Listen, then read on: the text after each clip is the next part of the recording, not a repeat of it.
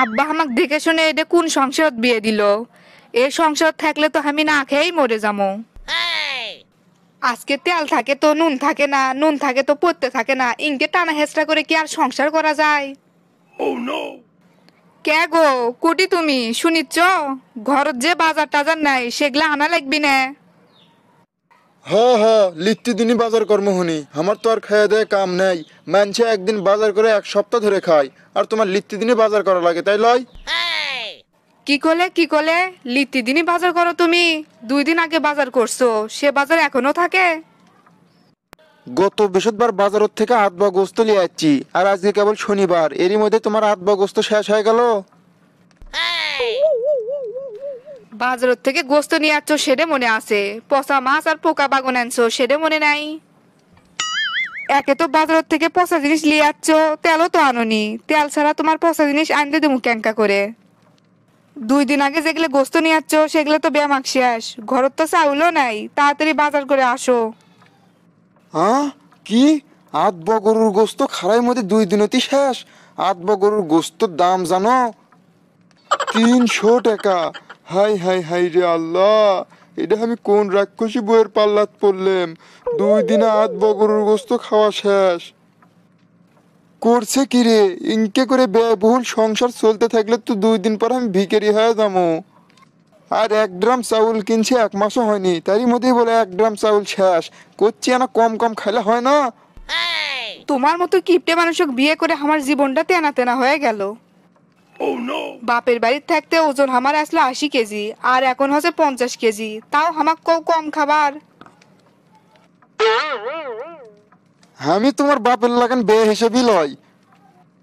আর এই শালা ঘটককে একবার খালি সামনে পাই, শালাক মেরে একবার তক্তা বেনে ফেল দেবো। শালার বেটা ঘটকক কোনো মোটা বেটি ছোল আমি বিয়ে করবো না, বিয়ে করলে চিকন বেটি ছোল বিয়ে করবো। মোটা বেটি ছোল পেলে খায় বেশি, শালা আমাকে উল্টো ভূগোল বুঝলো, কয় যে মোটা বেটি ছোল বলেই খায় কম।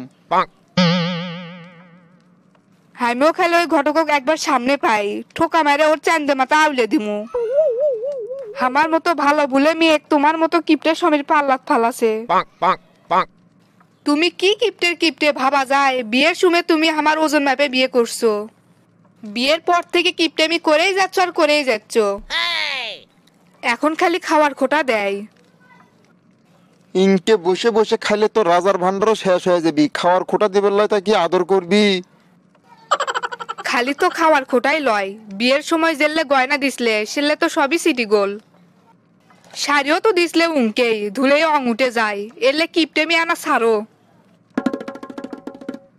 হ হ, দাঁড়াও, আসল গয়না কিনে দেই আর বাড়িতে আমার চোর চারটার আড্ডা হোক, এটাই তো বাকি আছে, তাই লয়? আর কত যায় না, তোমার সাথে দুটো কথাটা না কাটাকাটি হবে হেনি, গয়না গাড়ি নিয়ে বাপের বাড়ি চলে যাবা হেনি, সেই জন্যই আমি সিটি গোলের কিনে দিছি। আর তোমার বাপ আমাক যে খাট আলমারি চেয়ার টেবিল দিছিল তা তো এখনই ঘুনে ধরে গেছে। ও আর একটা কথা মনে তো নাই, তোমার বাপ আমাকে একটা হুন্ডাও দিছিল, সেই কি অযতালা হুন্ডা ভ্যান দিছিল, লিখতে দিনই মেকারক দেখান লাগে। এর সে আমাকে হুন্ডা দেওয়ার সে না দেওয়াই ভালো আসলো, অন্তত মেকার খরচটা বেঁচে গেল নি আমার। নিজের বাপ কিপটে সেটা না কয় আবার বড় বড় কথা কও, তাই লয়? আমি আর ক্যাঙ্কা কিপটে, আমার থেকে তোমার বাপই বড় কিপটে। আমার বাপ তোমাক মেলা জিনিস দিছে, সেগুলো এখনো তোমার ঘরত আছে। আমার বাপের সে তুমি বড় কিপটে, আবার বড় বড় কথা কও, তাই লয়? আমার বাপক তুমি কি দেছো দেখার বাবা? দিছো তো একটা 150 টাকা দামের লুঙ্গি, সেটা একবার ধোয়াতেই তেনা তেনা হয়ে গেছে। আমার বাপ তোমাকে ঈদের মধ্যে 5,000 টাকা দিছিল কাপড় চোপড় কেনার জন্য, তাক দিয়েও তো কাপড় চোপড় কেননি।